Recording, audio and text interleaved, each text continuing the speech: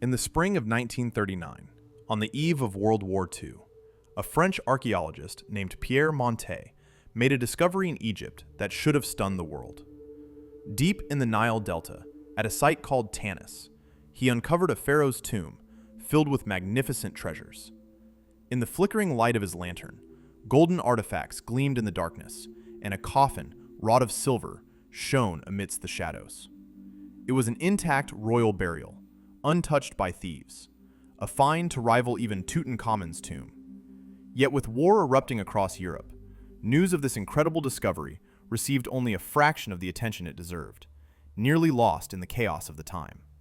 Tanis, the place where Montet was digging, is an ancient city in the northeastern Nile Delta of Egypt, about 80 miles northeast of Cairo. Long ago, around 3,000 years before Montet's time, Tanis served as the capital of Egypt during the 21st and 22nd dynasties in what historians call the Third Intermediate Period. It flourished as a northern royal stronghold, while Thebes ruled the south.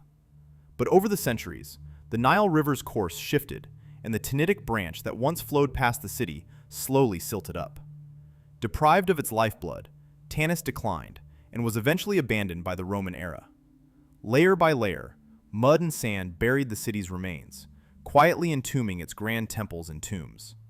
Unlike the dramatic Hollywood legend of Tanis being swallowed by a sudden sandstorm, the real city vanished more gradually, slipping under the delta's sediments. By the 20th century, Tanis was a forgotten name attached to low, sandy mounds, a lost city waiting patiently to be found. For years, archaeologists had probed these mounds in search of Tanis's secrets. Pierre Montet was exceptionally determined.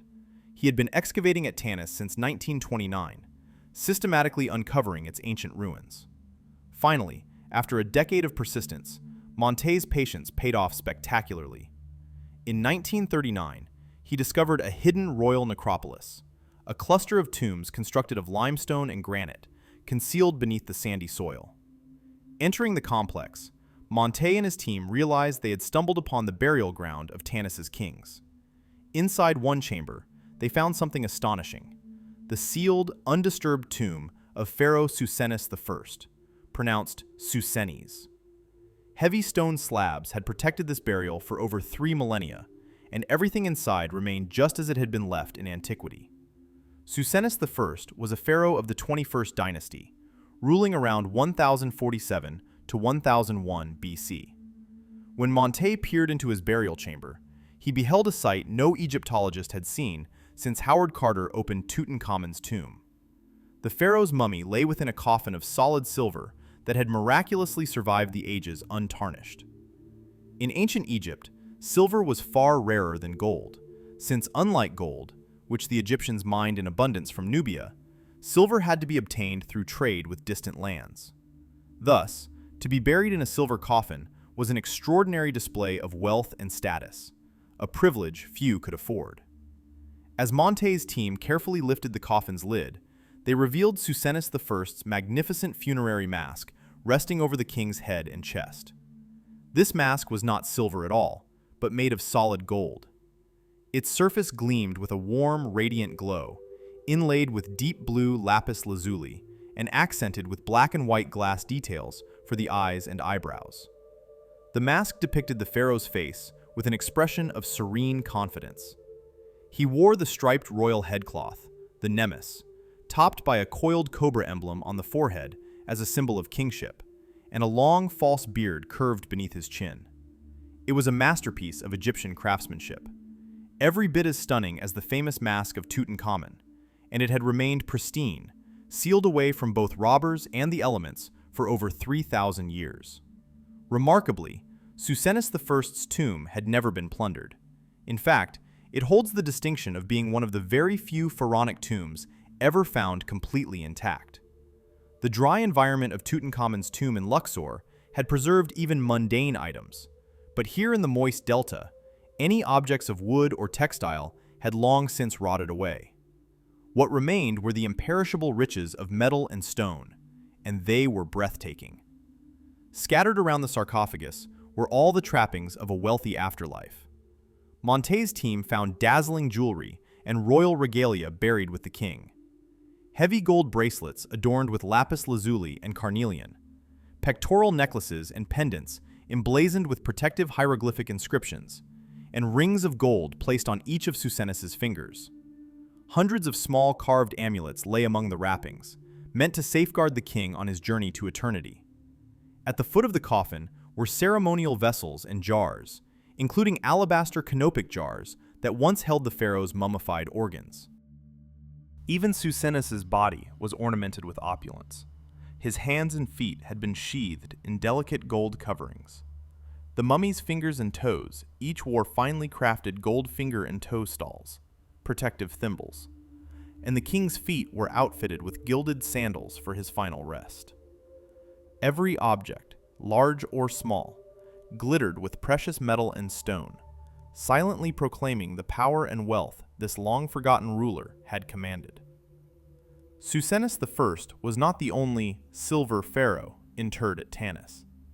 As Montet explored further, he discovered that the same tomb complex held additional royal burials from the 21st and 22nd dynasties. In an adjacent chamber, the archaeologist came upon the tomb of King Shoshenq II, a ruler of the 22nd dynasty, around 890s BC. Shoshenq II's burial was another treasure trove miraculously preserved through the ages. His body was found inside a splendid anthropoid coffin made entirely of silver. This coffin was crafted in the likeness of a falcon-headed deity rather than the king's own face. The silver image of a great falcon, symbolic of the god Horus or Sokar, spread its wings across the lid. The sight of this falcon-headed silver coffin emerging from the darkness must have been otherworldly. Inside it lay Shoshenq II's mummy, which, like Susenis's, was adorned with lavish grave goods. A radiant golden death mask covered the king's head, and around his neck and arms were exquisite jewelry pieces. Montet's team cataloged numerous amulets and bejeweled ornaments on the mummy, along with pectorals and bracelets inlaid with colorful stones. One set of bracelets on Shoshenq's wrists turned out to have originally belonged to his renowned ancestor Shoshenq I, the biblical Shishak, indicating how heirlooms were passed down and treasured. Just as with Susenis, Shoshenq II's tomb had escaped the fate of robbers, giving archaeologists a direct glimpse of a royal burial that had remained undisturbed since the Iron Age. Another chamber in the necropolis revealed the tomb of King Amenemope, who was Susenis I's successor in the 21st dynasty. Amenemope's burial had been relocated in antiquity to lie next to Susenis, possibly to protect it from flooding, and Montet found it intact as well in 1940. Although Amenemope's tomb was somewhat more modest than his predecessors, it still contained beautiful funerary items. His mummy was placed in a wooden coffin that had been carefully covered with gold leaf, and a gilded mask was laid over his face. Around him were fewer pieces of jewelry than the others, but the chamber held piles of ushabti figurines, servant statuettes meant to serve the king in the afterlife, an array of ritual vessels, and amulets tucked in the mummy wrappings. Interestingly, some of Amenemope's jewelry and burial equipment were inscribed with the name of Susenis I, suggesting that Susenis, who may have been Amenemope's father, donated items to his son's burial, or that Amenemope reused some of his father's regalia. All told, the discoveries at Tanis included 3 pharaohs, Susenis I, Shoshenq II, and Amenemope, whose tombs had remained essentially untouched since their interment. This was an unprecedented windfall for Egyptology, a cache of intact royal burials from a period that had long been shrouded in mystery. What Montet found at Tanis fundamentally changed our understanding of Egypt's so-called Dark Ages. It proved that even during times of fragmented rule and relative obscurity, Egypt's rulers could amass and command spectacular wealth. The kings of Tanis, ruling in Egypt's north while other powers ruled in the south, were far from impoverished caretakers. They were proud pharaohs with the resources to rival many New Kingdom kings. The treasures from these tombs show a continuation of high art and divine kingship. Gold masks, royal insignia, and intricate jewelry were not exclusive to famous pharaohs like Ramesses or Tutankhamun. For instance, Shoshank II was a relatively obscure name in history books before 1939, but the discovery of his silver sarcophagus and ornate burial goods revealed him to be a potentate worthy of legend. The fact that Shoshank II's mummy wore jewelry handed down from Shoshank I, a great conqueror who appears in biblical history, underscores the legitimacy and prestige of these Tanite kings. Through these findings, the legacy of Tanis emerged from the shadows, demonstrating that the richness of Egyptian civilization persisted even in periods once thought to be decline. Pierre Montet's discovery at Tanis should have been a worldwide sensation. In terms of archaeological importance, it was on par with the discovery of Tutankhamun's tomb. 3 intact pharaohs' graves packed with gold and silver, a haul of treasures fit for a museum centerpiece. But in September 1939, only months after Montet opened the first tomb, World War II broke out. By spring 1940, as Montet was still excavating the last chambers, Nazi forces had invaded France. The world's attention shifted entirely to the war, and the news from Tanis received only brief mention in the press. Montet himself, a French national, was forced to halt his work in Egypt in May 1940 as the war intensified. He sealed up what he could and evacuated, leaving the site and its newfound treasures in the ground until peace returned. It wasn't until after the war, in 1946, that Montet finally resumed the excavation and carefully transported the trove of artifacts to the Egyptian Museum in Cairo. In the years immediately following, the Tanis find remained relatively obscure, overshadowed by post-war rebuilding and the geopolitical changes in Egypt. Only later did scholars and the public gradually come to appreciate the true significance of what had been uncovered. In retrospect, Dr. Montet's timing was unfortunate, but the value of his discovery has grown clearer with each passing decade. Today, the treasures of Tanis glitter under museum lights, finally receiving admiration from those who encounter them. In Cairo's Egyptian Museum, visitors can gaze upon the golden funerary mask of Susenes I, its refined features and brilliant gold rivaling those of young Tutankhamun's visage, and marvel at the fact that this pharaoh remained almost unknown outside academic circles for so long.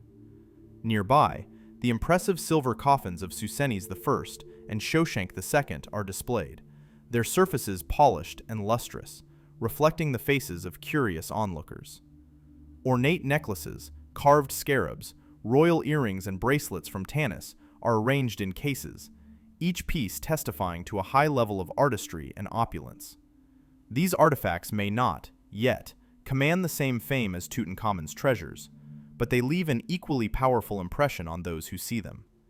They speak of a lost chapter of Egyptian history, a chapter in which a city in the Delta, far from the better-known Valley of the Kings, could produce pharaohs whose burials were as splendid as any in Thebes. The story of Tanis and the Silver Pharaohs is a poignant reminder of how much of the ancient world still lies hidden, awaiting rediscovery. Tanis was a city that fell out of memory, its glory literally buried under mud and time, yet it kept its secrets safe. When those secrets finally came to light, they shone brightly, undimmed by the ages of darkness.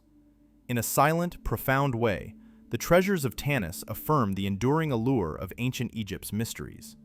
They show us that greatness in history is not always lost. Sometimes it is simply waiting, just beneath the surface, to be revealed once more.